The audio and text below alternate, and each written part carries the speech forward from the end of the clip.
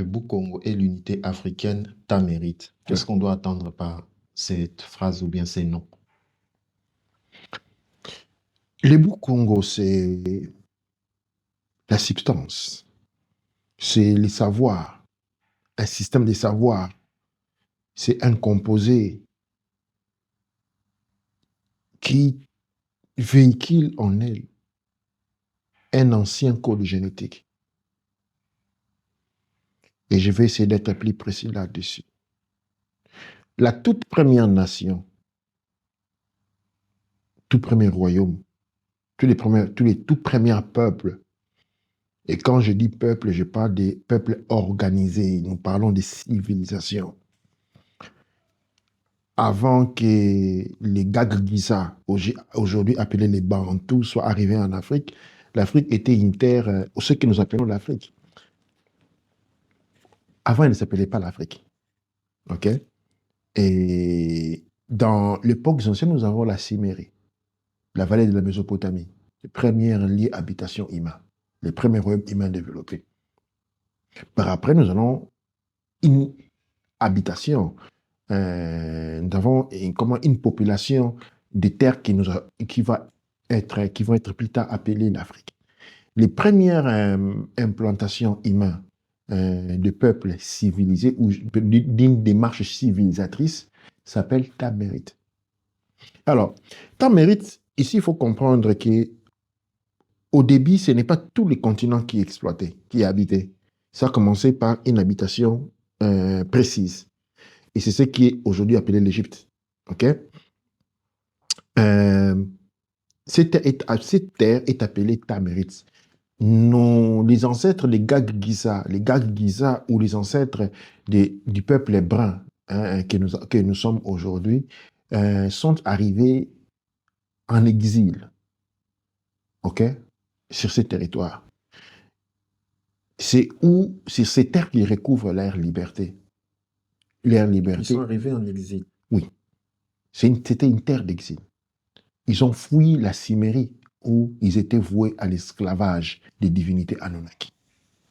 Ils échappent à cet esclavage grâce à l'intervention du Père divin Aoussar et à la communauté divine, ce qu'on appelle les Kadistou ou les Elohim, les Amasatoum, et débarquent sur ces terres qu'ils appellent Tamérite, terre bien-aimée. Et cette terre va connaître une installation progressive jusqu'à devenir ce continent que nous connaissons aujourd'hui. Les premiers noms ont été donnés Tamérite. Okay? Plus tard, on parle des Kama aussi. Okay? Et la terre des Kamites. Okay? Quand on devient Kamite, dans une identité retrouvée, eh bien, on dit Kama, la terre des Kamites. Mais les tout premiers noms étaient Tamérite. En fait, Tamérite est une définition pour dire terre aimée. Et de cette implantation, cela s'est développé jusqu'à arriver à l'Égypte pré-dynastique, à l'Égypte dynastique, et la suite. Les premières grandes civilisations sur ce continent sortent de ces territoires tamérites. Et il existe ce qu'on appelle un blueprint, c'est-à-dire un modèle qui a été codifié, un modèle de construction, un modèle de pensée, un modèle d'écrire, un modèle de se définir, un modèle de se projeter dans le futur.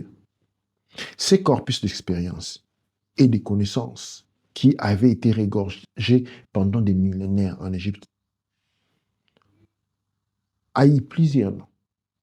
Mais ce que nous connaissons de l'histoire est qu'après la tricherie des Ramoshés, qui va devenir les pèlerins ou les patriarches Moïse, qui, en s'enfuyant dans le désert, va apporter une grande partie des connaissances de l'Égypte, les armes, les secrets, les sciences de l'Égypte qui vont être transformées, rémodisées pour créer ce qu'on appelle le peuple hébreu et la Talmud, les livres saints hébreux. Eh bien, une partie des Yaoud qui sont partis avec Ramoshet, devenu Moïse plus tard, rebaptisé Moïse plus tard. Une autre partie, cette connaissance qui, à ce moment-là, a été divisée. Un devenant le Talmud, L'autre a conservé une forme d'authenticité et s'appelait seulement la voie royale. La voie royale, il s'agit de toutes les sciences. Il s'agit de connaissances militaires. Il s'agit de connaissances tactiques. Il s'agit de connaissances sur l'agriculture, l'élevage et de la spiritualité réservée à la classe royale. La voie royale, qui va être plus tard rebaptisée les Bukongo. Parce que les Congo. Souvenez-vous que les mots, quand nous parlons des Anunnaki, nous avons les peuples Kingu. Ok? Du peuple Kingu naît le mot King, roi. Ok? Mais cette particule linguistique est ce qu'on appelle les langues dédiées, les langues de l'ancienne Cimérie. Ok? En référence, nous avons les Messa et les Menita, les deux langues divines. Ces deux langues vont être cognées avec d'autres prototypes de langues pour créer ce qu'on appelle les Medunetcher. OK? Donc, il y a des liens. Si dans la particule Emesa ou Emenita, des langues divines, nous parlons de Kingu, nous avons les mots Kingu, Congo. Vous voyez les liens qui existent entre Kingu et Congo. Nous avons une voie royale qui définit, les Kingu réclament l'autorité royale parce qu'ils sont des Kingu. Eh bien, la même autorité royale va être réclamée au nom des Congo. Entre Kingu et Congo, ici sont les voyelles qui changent. Tout en sachant que les langues anciennes, ok, ce sont des langues consonantes. Il n'y a pas de voyelles. Quand nous prenons le mot Kingu, qui signifie divinité, et nous prenons le mot Congo, nous enlevons les voyelles, nous avons les mêmes mots. KNG. Ok, nous avons la même particule. Eh bien, comme les Kingu réclament l'autorité, les pouvoirs royaux divins, ok, les Congo est la voix de la royauté. Les Bukongo est la voix de la royauté. Cette science aussi, qui n'est pas la seule, ok, va quitter l'Égypte en péril sous la guide de Yahoud Congo, vont descendre vers ce qui devient l'Afrique du Sud. Okay? Et le long de leur parcours vont s'implanter de nouveaux royaumes, tels que les royaumes Zulu, au Monomotapa, et en remontant jusqu'à arriver dans ce qu'on appelle l'intimatie.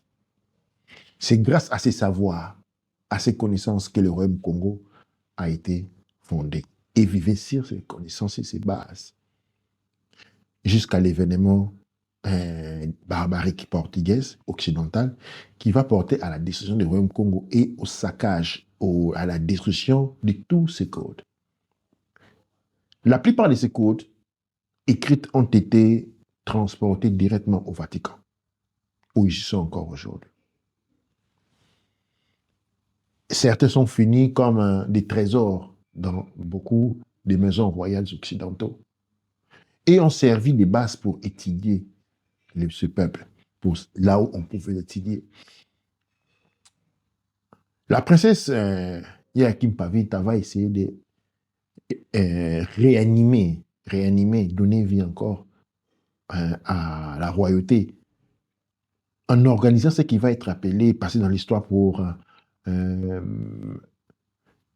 la première assemblée, Prima Curia, expression qui va être reprise dans le recours à l'authenticité par le maréchal Mobutu. Et dans cette Prima Curia, on va instituer l'ordre de Ngunza, qui va exploiter une dimension du Bukongo pour essayer, en fait, les outils étaient celui de la résistance. Okay? Les Bukongo deviennent instrument de la résistance, un pouvoir pour la résistance. La résistance fondue, ces principes se sont dissipés jusqu'à aujourd'hui où le Bukongo n'est resté qu'un simple nom. Il s'agit d'un système de connaissances que nous allons essayer de récupérer, de canaliser jusqu'à là où nous en serons dignement capables. dans tous les domaines. Mais spécialement aujourd'hui, nous avons besoin des Bou-Congo, non pas dans l'ingénierie, parce qu'ils se trouvent dans l'ingénierie, non pas de l'agriculture, parce qu'ils se trouvent dans l'agriculture, et compter tous ces genres différents de connaissances. Nous avons besoin des nous avons besoin des Bou-Congo dans le cadre de l'unité Tamérite, dans le cadre de l'unité Kama, pour ne pas dire à défaut l'unité de l'Afrique. Nous avons besoin de cette unité. Pourquoi? Parce que nous avons été ôtés de notre âme. L'âme kamite a été pas détruite, mais extirpée d'elle. Nous avons été transformés d'hommes à biens, à des biens d'utilité. Pendant 500 ans, c'est assez pour que ces transformations prennent pied de manière, je ne vais pas dire permanente, mais persistante et profonde. Un bien ne se qualifie pas, il est qualifié. C'est ainsi que nous portons des noms. Georges, Thomas, Gertrude. Parce qu'un bien ne peut pas se donner un nom. Peut-il un bien s'identifier? Non, Non. Un bien ne peut pas s'identifier, il est identifié. Il lui est donné un nom. Il lui est accordé tout. Le bien ne se connaît pas, on lui dit ce qu'il est. On le place là où il est. On dicte sa vie, sa vie en termes de son utilité. Nous avons été transformés à ça. Aujourd'hui, nous réclamons la liberté. Nous réclamons l'authenticité. Nous réclamons une forme de fierté, de dignité. Mais combien de dignité peut s'acheter un bien? Quelle est la dignité d'une voiture? La voiture ne peut pas avoir de dignité. Quelle est la dignité d'une paire de chaussures? La paire de chaussures ne peut pas avoir de dignité. Parce qu'il est caractérisé par une fonction d'utilité. Il est utile à ou n'est pas utile à. Pendant des générations entières, les peuples hébreux, les descendants des Gagissa, ont été exposés dans des eaux comme des animaux. Les autres ont appris à nous regarder comme des animaux et nous avons appris à nous reconnaître comme des animaux. Incapables d'organiser une mutinerie. Incapables de vivre ensemble.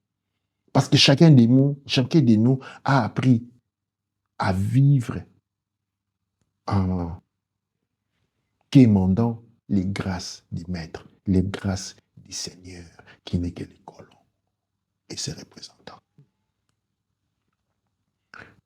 Mais aujourd'hui, nous nous posons une question. Quel est le futur? Quel est notre futur? Ben, la vraie question est quel est le futur? Quel est le futur d'un bien? Eh bien, la réponse est très triste. Le bien n'a pas de futur, il a une date d'expiration. La date d'expiration signifie la fin de son utilité. Quand un bien a dépassé sa date d'utilité, il est considéré périmé. Et qu'est-ce qu'on fait d'un bien dont la date est périmée? On s'en dispose, sans regret. Est-ce ce genre de futur ou de probable, comme nous ne pouvons pas parler de futur, parlons plutôt de probabilités temporales. Est-ce ce genre de probabilités temporales que nous reconnaissons? La plupart répondraient révoltés, absolument pas. Mais les comportements disent ceci. Et donc voilà que, dans une époque de débâcle quasi total, les Bou-Congo réémergent. Mais les noms Bou-Congo, les Bou-Congo, déjà vous dites que c'est là quitté de l'Égypte pour descendre vers l'Afrique centrale et jusqu'en Afrique du Sud. Même à l'époque, cela portait toujours les noms Bou-Congo ou ces noms s'est adapté avec les temps. Ces noms est déjà un nom originel ou cela portait un autre nom et c'est comme ça qu'aujourd'hui on les désigne au nom de Bou-Congo. Et ces informations sortent de ce qu'on appelle les lexibaires sumériens. Le lexibaire sumérien est un lexique sumérien sur le plan d'études linguistiques, nous permet de retracer la maternité ou l'origine des langues. Et en introduisant certains mots, on retrouve leurs origines. Et c'est comme ça que je faisais l'exemple. Et tout en sachant que les langues anciennes sont des langues consonantes. OK? Bien entendu, ce qui change, ce sont les voyelles. Les voyelles se sont adaptées à des climats, à des adaptations linguistiques et à des inclinaisons sonores. OK? Il y a des peuples qui peuvent prononcer certaines voyelles et d'autres non. OK? Il y a une évolution. Mais pour comprendre ça, nous rentrons toujours dans la partie consonante. Comme nous avons dit, nous avons un lexibet qui dit Kingu. Kingu, les royaumes interstellaires. Que les peuples Kingu, c'est les peuples royaux interstellaires, c'est les grands albinos. Ce n'est pas un peuple, c'est une race divine. OK? Pourquoi une race divine? Parce qu'ils descendent tout droit de la mère divine, Barbelo. OK? Il y a plusieurs races divines. Mais les Kingu réclament. OK?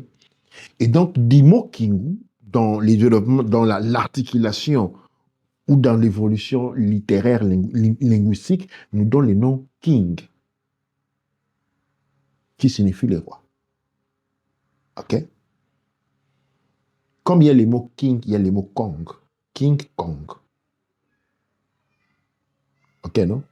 Nous avons King et nous avons Kong, dont les particules sont toujours King, c'est N, K, N, King, c'est NG, KNG. Vous voyez, quand on prend KNG, OK, on dit King, quand on ajoute une consonne King, on a roi. Quand on ajoute deux consonnes, on a Kingu. Deux voyelles. Deux voyelles, on a Kingu. Mais à la même particule maintenant, on a KNG. Donc, quand on ajoute la voyelle O, on a Kong, qui s'aligne au King. Quand on ajoute D, nous avons Congo. Excusez-moi. Et on sait faire les liens. Et cette démonstration est assez claire. Les Congos, comme les Kingu, les King, comme les Kong, représentent l'essence de la royauté divine. Reconnue sur le plan interstellaire. Une partie de cette connaissance royale vont se transformer pour devenir les Talmuds, reconnus par nombre comme le livre le plus puissant, un des livres les plus puissants. Pardon, ne soyons pas sur l'absolu. Tout en sachant que l'islam, tout comme la chrétienté, ressort de ces mêmes principes. OK? Pourquoi? Parce que, tout simplement, je dis ceci parce que la chrétienté et l'islam partagent les anciens testaments, dont nous retraçons les traditions du Talmud et de l'Égypte antique. Nous rentrons toujours dans les Kings ou dans les Kong. OK? Une autre partie essentielle de cette connaissance, retenue par les Yahoud Congo, représente ce qu'on appelle les Bou-Congo, c'est-à-dire la voix royale. Le Bou-Congo n'est pas moins que le Talmud. La différence ici, c'est qu'il n'a pas été rendu disponible. Il a été effacé, il a été détruit. Pas détruite, mais disons rendu indisponible. Mais elle représente la même puissance. Il s'agit des mêmes puissances, il s'agit des mêmes principes d'application, il s'agit des mêmes liens d'ésotérisme, les mêmes liens des sciences, des cultures, d'héritage, c'est exactement la même chose. Sinon plus. Parce que dans l'Égypte, nous avons les Yahoud, qui est la caste. Les Yahoud représentent la caste des prêtres. OK? La caste des prêtres des Yahoud fait partie du principe ou du culte d'Amon-Ra. Mais nous avons les Congo.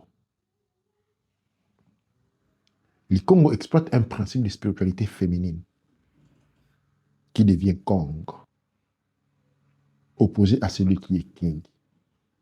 Les I, comme nous pouvons les voir, représentent les A. polarité masculine. Le O représente les 0, polarité féminine.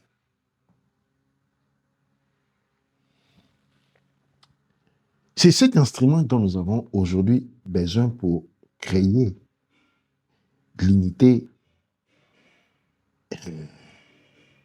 j'hésite à dire africaine, l'unité Kama, l'unité Kamite, l'unité d'État Marie, à l'instar de la Talmud qui avait été utilisée pour créer le peuple hébreu. Et toute l'histoire que nous en connaissons comme conséquence. Cette disponibilité des savoirs, des connaissances, l'introspection, des sciences, justement appelée Bukongo, est aujourd'hui encore disponible. À travers ce travail, nous serons à mesure de les retracer, d'aller en profondeur, de les puiser, de les consommer, afin de pouvoir les conjuguer et l'exprimer en couche. Wow, Michel.